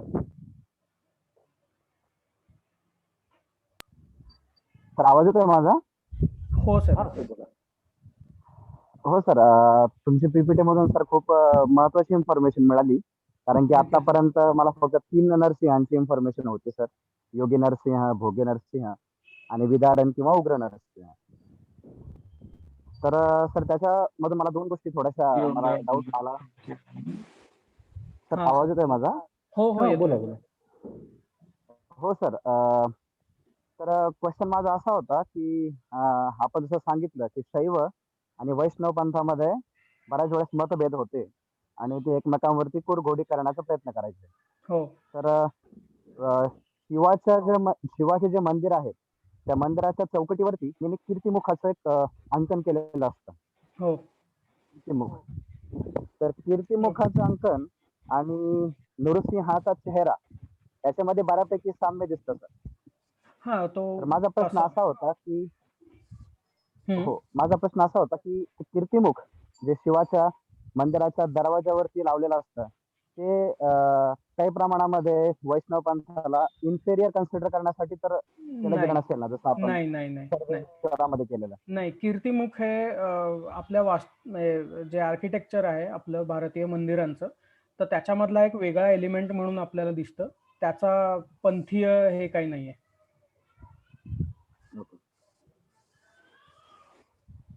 म्हणजे कीर्तिमुख कुठल्या एका पंथाचा दुसरा असं नाही. क्वेश्चन माझा असा आणि होता तुम्ही जर की बघितलं सर भागवत सर, की जर मूर्तीची प्रभावळी तुम्ही बघितलीत, तुमच्याकडे जर जुन्या मूर्ती असतील तर त्या कुठलीही मूर्ती असेल त्या प्रभावळीच्या वरच्या बाजूलाही कीर्तिमुख असलेलं आपल्याला दिसतं. सर नमस्कार. बरोबर. हो सर नमस्कार.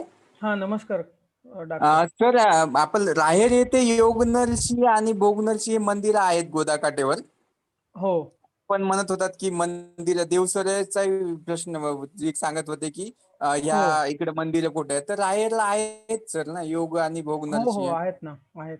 राहेरला आहेत. आणि दुसरी एक महत्वाची गोष्ट सर, हे नाण्यावर नरसिंह कधीपासून आला आणि त्याचा म्हणजे कोणत्या राजवटीत किंवा काय असावा उद्देश 12व्या-13व्या शतकामध्ये ते त्याचं उपास्य दैवत म्हणजे त्या राजघराण्याचं उपास्य दैवत ते असलं पाहिजे. विष्णुवर्धन जो होयसर राजा आहे त्यांनी चेन्नकेशव जेव्हा बांधलं तो कदाचित नरसिंह उपासना करत असावा, कारण चेन्नकेशवाची जर तुम्ही द्वार बघितलं तर त्याच्यावरती यानक नरसिंह, लक्ष्मी नरसिंह असल्याचं आपल्याला दिसतं. आणि बरेच नरसिंह मूर्ती पण आहे सर त्या मंदिरावर आहेत. तर 12व्या-13व्या शतकात होयसर राजा किंवा त्याच्यानंतरचे वडियार राजा या काळामध्ये आपल्याला नाण्यांवरती नरसिंह आल्याचं दिसून येतं. किंवा काही नायक राजे जे आहेत, चेरा नायक किंवा नायक राजे जे आहेत त्यांच्याही नाण्यांवरती आपल्याला नरसिंहाचं चित्रण झालेलं दिसून येतं. पण ते नंतरच्या काळात म्हणजे 17व्या-18व्या शतकात. हा हा.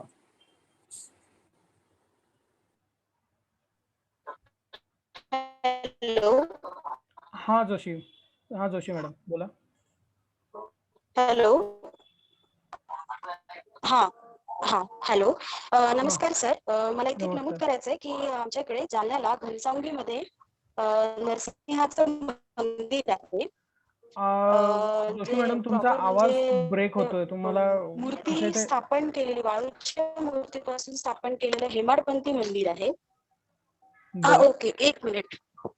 तुमचं हा इंटरनेट कनेक्शन नरसिंहाचं. थोडंसं हे असेल कदाचित. हॅलो. हा बोला. Am I audible? येस. आता येतोय आवाज व्यवस्थित? हो हो हो. हा तर मला सांगायचं होतं की घनसावंगी जालना जिल्ह्यामध्ये घनसावंगी तालुक्यात नरसिंहाचं मंदिर आहे. जे वाळू पासून तयार केलेली प्रॉपर नरसिंहाची एकटी अशी मूर्ती आहे. म्हणजे लक्ष्मी नरसिंह नाहीये, फक्त नरसिंहाची मूर्ती आहे आणि केवल नरसिंह. हेमाडपंथी हा आणि हेमाडपंथी मंदिर आहे. तर मला अजून एक प्रश्न इथे असा विचारायचा होता की नरसिंहाच्या जन्माबाबत असं म्हणजे संभ्रम आहे की मुलतान का अहोबिलम, म्हणजे नेमकी कुठे कोणत्या स्तंभाच्या तिथे असं प्रगट झाला, तर या बाबतीत काही तुम्ही प्रकाश टाकू शकाल का? म्हणजे त्याची दोन्ही मतं मी वाचलेली आहेत. त्याच्यानंतर अनेक नरसिंहाची जी स्थानं आहेत, म्हणजे सिंहाचलम जे आहे, सिंहाचलम आंध्र प्रदेशातलं जे स्थान आहे, जे अहोबिलम नंतरचं महत्वाचं नरसिंह स्थान मानलं जातं, तिथेही ही कथा आहे की तिथेच हिरण्यकशिपूचा दरबार होता आणि तिथेच नरसिंहाचा अवतार झालाय. तर म्हणजे मूलस्थान मुलतान बद्दल जी कल्पना आहे तीच अहोबिळम बद्दलही आहे, तीच सिंहाचलम बद्दलही आहे. आता ह्याच्यावरती काय, ती प्रत्येक ठिकाणी असलेली वेगवेगळी कल्पना आहे, त्याच्यावरती एक मत असं नाही मांडू शकत. पण ह्या तिन्ही कल्पना आहेत. म्हणजे या तिन्ही ठिकाणी ते दावे करतात की इथे नरसिंहाचा जन्म झाला किंवा इथे नरसिंहाचा अवतार प्रत्यक्ष झाला. अर्थात त्याला एक महत्वाचं कारण आपल्याला इथे दिसून येतं की कुठल्याही तीर्थक्षेत्राला त्यांचं महत्व प्रस्थापित करण्यासाठी अशा प्रकारच्या कथा ह्या तिथे असणं या गरजेच्या आहेत. आणि अर्थातच त्याला क्षेत्र महात्म्य म्हणतात, स्थल महात्म्य म्हणतात. त्या प्रकारे आपल्या तीर्थक्षेत्रांना अशा प्रकारचं महात्म्य लावणं हे त्या काळात अगदीच सहज गोष्ट होती. आणि तशा प्रकारची महात्म्य ही अनेक वेळा गायली पण गेलेली आहेत. म्हणजे त्यांच्या स्थलपुराणात आहेत, स्तोत्रांमध्ये आहेत, तशी केलीच गेली.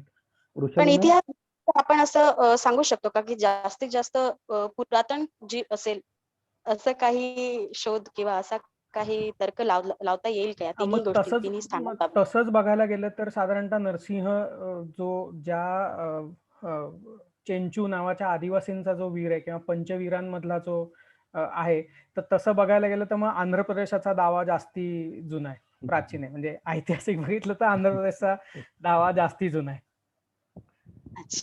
धन्यवाद सर. वृषाली मॅम आपला प्रश्न विचारावा. हा नमस्कार सर. फार सुंदर आणि अभ्यासपूर्ण सेशन झालं आता. मला असं विचारायचं होतं, हा योगपट्ट जो दाखवला आहे नरसिंहाच्या बाबतीमध्ये, तर तो नक्की काय आहे आणि तो फक्त तेवढ्या एकाच मूर्तीच्या बाबतीत वापरला जातो का?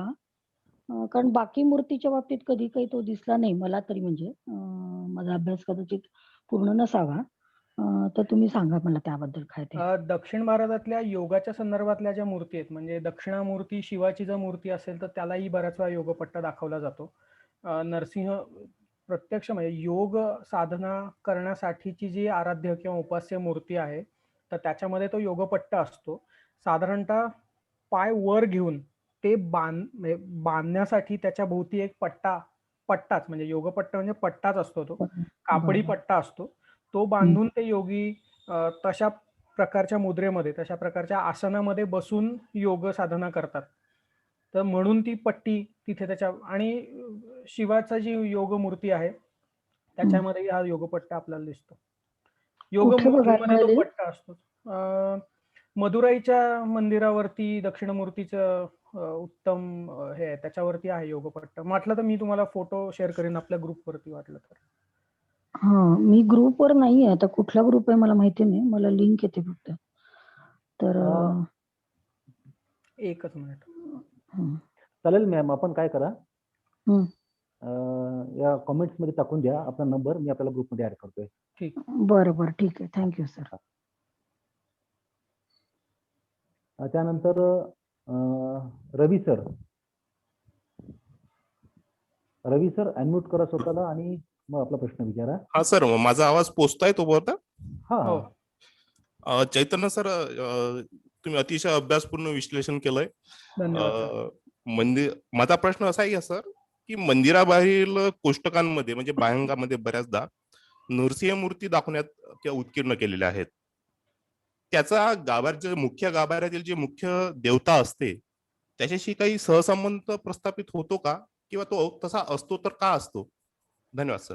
मंदिराच्या बाहेर देवकोष्ठांमध्ये किंवा बाहेर जंगेवरती किंवा अशा ठिकाणी जर पौराणिक कथा आणि त्याचे प्रसंग काढायची चित्रण म्हणजे ती चित्रणं दाखवण्याची शिल्प काढण्याची प्रथा तर आपल्याकडे आहेच, ते आपल्याला माहिती आहे. बऱ्याच वेळा जी गर्भगृहातली मुख्य प्रतिमा आहे, जे त्या देवतेचं मंदिर आहे, त्या देवतेच्या संदर्भातली म्हणजे त्या देवतेच्या वेगवेगळ्या रूपांबद्दल, वेगवेगळ्या अवतारांबद्दल, वेगवेगळ्या लीलांबद्दल अशा प्रकारची चित्रणं ही बाहेरच्या बाह्यांगावरती मंदिराच्या केल्या जातात. म्हणजे खिद्रापूरचं शिवाचं मंदिर जर तुम्ही बघितलं तर बाहेरच्या बाजूला योगी शिवाच्या अनेक प्रतिमा असलेल्या आपल्याला दिसतात. बुलेश्वरच्या मंदिरात अनेक योग कापालिक आणि असे शैव साधक आपल्याला दिसतात. तशाच प्रकारे बाहेरच्या बाजूला नरसिंहाच्या मूर्ती असतील तर कदाचित ते विष्णू मंदिर असलं पाहिजे. जर त्या तिथे तसं नसेल तर बऱ्याच वेळा विष्णू मंदिराच्या बाहेर नरसिंहाच्या प्रतिमा आपल्याला दिसतात. त्या कारण अर्थात विष्णूचा अवतार नरसिंह आणि मग त्याच्यानंतर त्याची लीला म्हणून त्या दाखवलेल्या आपल्याला दिसून येतात. बऱ्याच वेळा अनेक वेगळ्या ह्याच्यामध्ये वेगळ्या पुराणकथा दाखवण्यासाठी पण तिथे ते चित्रण केलेलं असू शकतं, पण बऱ्याच वेळा तो विष्णू मंदिर असण्याची शक्यता असते जर बाहेर नरसिंह असेल तर. बऱ्याच वेळा, दरवेळेस असेल असं नाही, बऱ्याच वेळा. हा सर, यानंतर रविकिरण जाधव सर. नमस्कार सर, आवाज येतोय माझा? हो हॅलो. हो येतोय सर. आपलं नरसिंह मूर्ती संबंधीचं जे व्याख्यान आहे ते अतिशय अभ्यासपूर्ण आणि माहितीपूर्ण होतं. Thank you sir. मगाशीच एक विषय झाला की देवसरांनी पण त्याच्यावर माहिती दिली की महाराष्ट्रामध्ये मंदिरांमध्ये नरसिंहाची मूर्ती असलेलं असं फार कमी ठिकाण आहेत किंवा नाही आहेत असं त्यांचं म्हणतं. तर सोलापूर जिल्हा आणि पुणे जिल्ह्याच्या सीमेवर नीरा नदीच्या काठावर नरसिंहपूर नावाचं गाव आहे आणि तिथे नरसिंहाचं मूर्ती आहे. म्हणजे ते पेशवेकालीन मंदिर आहे, पेशवे त्या ठिकाणी येत होते असं इतिहास तिथे सांगतात. तर त्या ठिकाणी जी मूर्ती आहे ती सौम्य मूर्ती आहे. आणि दुसरी एक मला माहिती अशी आहे की बिदर जवळ नरसी नावाचं एक गाव आहे आणि त्या ठिकाणी पण नरसिंहाचं मंदिर आहे आणि अनेक लोकांचं ते कुलदैवत आहे. मगाशी मानसी मॅडम प्रश्न केला होता की ती सौम्य मूर्ती आहे. तर एवढंच होतं, म्हणजे प्रश्न असं मला विचारायचा नव्हता, एक माहिती द्यायची होती. तर त्या संबंधी आणि त्या सौम्य मूर्तीला रामदास स्वामींसारखे जे मध्ययुगीन कवी आहेत त्यांनी सामराज म्हणून म्हणलेलं आहे. म्हणजे बरोबर सामराज जे म्हणजे जी वर्णनं येतात तर ती जी वर्णनं आहेत ती सौम्य नरसिंहाची वर्णनं आहेत. हो, धन्यवाद. आणि तुम्ही जर नीरा नरसिंहपूरची मूर्ती बघितली तर ती रामटेकच्या साधारणतः लक्ष्मी नरसिंहासारखीच आहे. म्हणजे रामटेकचा जो नरसिंह आहे तशीच आहे ती, मोठं चक्र हातात घेतलेली. हा, यानंतर ऋतुजा पाटील मॅम.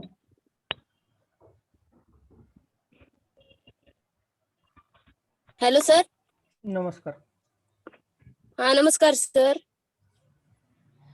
सर, जे आंध्र प्रदेशातील विशाखापट्टणम मध्ये जी नरसिंह देवाची जी मूर्ती आहे ती त्या मंदिराची उभारणी स्वतः भक्त प्रल्हाद यांनी केलेली सांगते, म्हणजे खरं आहे काही? कुठल्या मंदिराबद्दल बोलताय तुम्ही? आंध्र प्रदेशातील विशाखापट्टणम मध्ये, तिथनं 16 किलोमीटर अंतरावर आहे, सिंहाचल पर्वतावर. हा, सिंहाच्या नावावरचं मी मगाशी सांगितलं त्याचप्रमाणे की सिंहाचल अहोबिळम ही जुनी आणि प्राचीन महत्वाची नरसिंह क्षेत्र आहेत. मी स्वतः पुरातत्व याच्यातला असल्यामुळे प्रल्हाद किंवा अशा पौराणिक कथांवरती मी विश्वास ठेवत नाही. कुठल्या तरी राजघराण्यांनी ती बांधलेली असं पाहिजे आणि नंतर ते महत्वाचं नरसिंह क्षेत्र असल्यामुळे अर्थातच भक्तराज प्रल्हाद हा महत्वाचा भक्त किंवा मोठा भक्त हा नरसिंह परंपरेत असल्यामुळे ते त्या मंदिराचं कर्तृत्व कदाचित त्या म्हणजे प्रल्हादाला दिलं गेलं असावं. पण शक्यतो अशा म्हणजे त्याचे पुरावे आपल्याला सापडतील. आपण जर त्याचा ते जर आपण वाचलं, ते जर आपण बघितलं, तर कुठल्या तरी राजघराण्याकडे त्याचं कर्तृत्व जाईल नक्कीच. त्याचे पुरावे बघायला लागतील सिंहाचलमचे. आणि सर छत्तीसगड म्हणजे रायपूरमध्ये ब्रह्मपुरी क्षेत्रात म्हणजे नरसिंह भगवंताचे जे मंदिर आहे ना, त्यात कडक उन्हातही मूर्ती थंड असते आणि कडाक्याच्या थंडीतही मूर्ती उष्ण राहते. म्हणजे असं आहे त्याच्यावर गुगलवर. म्हणजे खरं आहे काय? अच्छा, नाही मी ते बघितलं नाही. कदाचित गर्भगृहामध्ये अंधार असावा, तिथे ऊन पोचत नसावं, म्हणून ती मूर्ती थंड राहत असावी. पण मी वाचेन आणि मग त्याच्यावरती सांगेन. Okay sir, thank you. गुगलवर आपण विश्वास किती ठेवायचा हाही एक प्रश्नच आहे ना सर. चला नेक्स्ट. त्यानंतर GM या नावाने जॉईन झालेले कोणीतरी, प्लीज आपला प्रश्न विचारावा. भारतीय पद्धतीमध्ये जसं भक्ताला स्थान मोठं दिलं जातं, तसं प्रल्हादाचं पुढं कुठं मंदिर वगैरे बांधलं गेलं का, किंवा प्रल्हादाचं पुढं काय झालं याच्याबद्दल काही आपल्याकडे गोष्टी आहेत का? प्रल्हादाचा पुढचा वंशज म्हणजे विरोचन, त्याच्यानंतर बळी असा वंश त्याचे सापडतात प्रल्हादाचे. विष्णू पुराणासारखी जर वैष्णव परंपरा वैष्णव परंपरेतली जी पुराण आहेत ती जर तुम्ही बघितलीत, तर प्रल्हादाचं म्हणजे प्रल्हादाच्या पुढच्या याचं त्यांनी वर्णन केलेली आहेत. म्हणजे त्याच्या गोष्टी तिथे आलेल्या आहेत प्रल्हादाच्या. लक्ष्मीकांतजी सोनवटकर.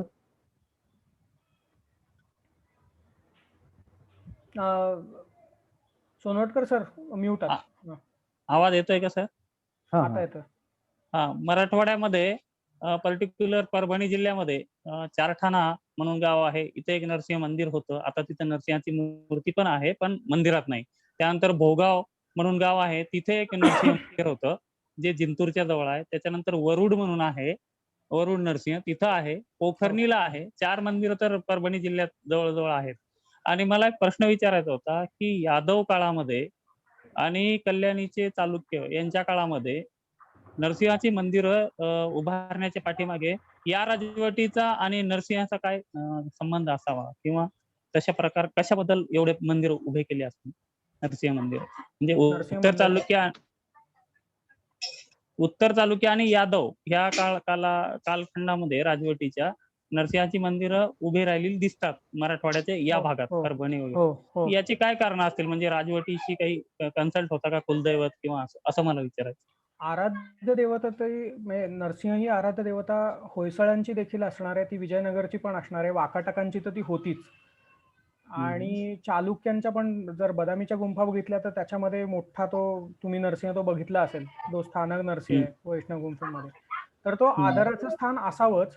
दुसरी गोष्ट, कदाचित त्याचं उग्र स्वरूप असल्यामुळे तो सामर्थ्याचा आणि याचा पण प्रतीक असावा. म्हणजे त्याच्यावरती अजून वाचायला लागेल, पण कदाचित म्हणून तो आदराचं स्थान राखून असावा असं वाटतंय.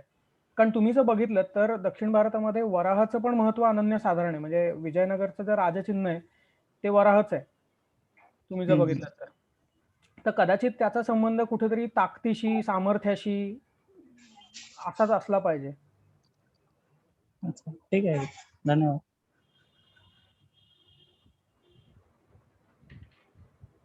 सर. धन्यवाद.